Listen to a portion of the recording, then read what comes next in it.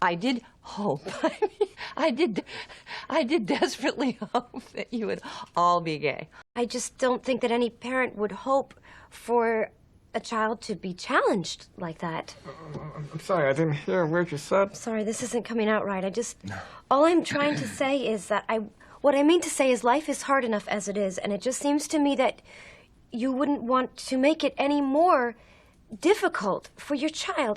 Contrary to what many might think, being queer is not a disadvantage. In fact, I've learned that in life, many times what is labeled as disadvantaged are actually advantages. But you have to be willing to look at it from a different perspective. Take the well-known biblical story of David and Goliath, for example. Shepherd boy David was not disadvantaged against the Philistine giant Goliath, despite what everyone believed that day on the battlefield and 3,000 years since. He, in reality, had a different skill set, unbeknown to the public, that led him to his victory. He was skilled at artillery, previously using this talent to fight off bears and lions as a shepherd to protect his flock. That day, he simply used his natural God-given gifts, and it transformed his life and those around him. Like David was at first, queer people are often met with name-calling, laughter, and the threat of bodily harm caused by the Goliaths of a heteronormative culture. But as the legend teaches us, cultural expectations rarely reflect what God has planned. So here are some spiritual advantages to being queer that I have learned as a gay man myself, but also as a religious studies educator. A queer spirituality is life-affirming with positive views of sex. Many Christian religions emphasize asceticism, that is, life-denying practices. Catholicism, for example, says homosexuality is a disordered nature in which one can never act on. This approach ignores the Genesis 1 truth that all humans reflect the image of God. In regards to sex, the queer community recognizes that it certainly has a reproductive function, but it doesn't ignore the other functions of intimacy, romanticism, love, and pleasure. Even though these functions of sex are emphasized in Song of Solomon, many Christian denominations still demonize sex and label it as a product of original sin, referring to it as a necessary evil in which one should never enjoy. Why do you think the perpetual virginity of Mary is held in such high esteem and why Catholic clergy are celibate?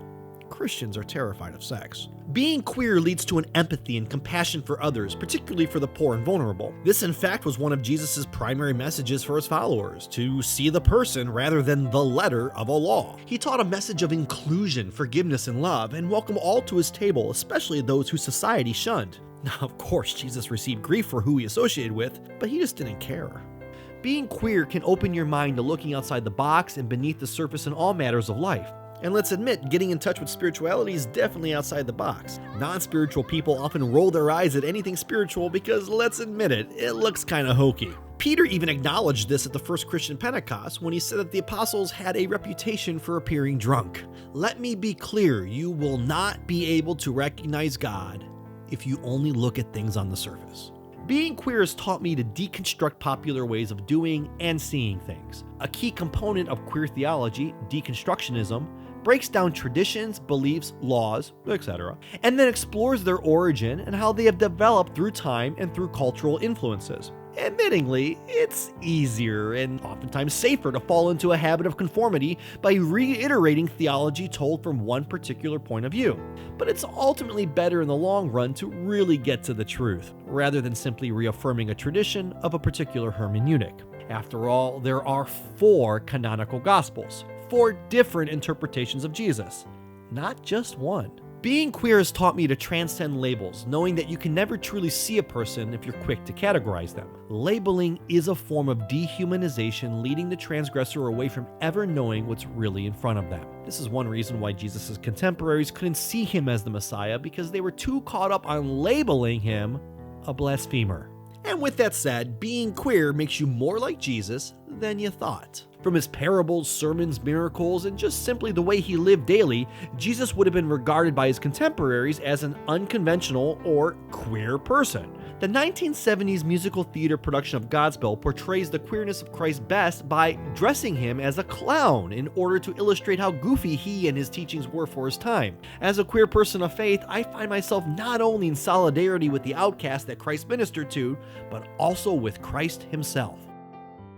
So those are just some spiritual advantages I've come to recognize over the years. With that said, queerness is not my sole identity. I'm also a teacher, a father, a husband, a director, a companion, just to name a few. Sexuality is a part of a person, but shouldn't be any more of a defining characteristic of an identity than eye color.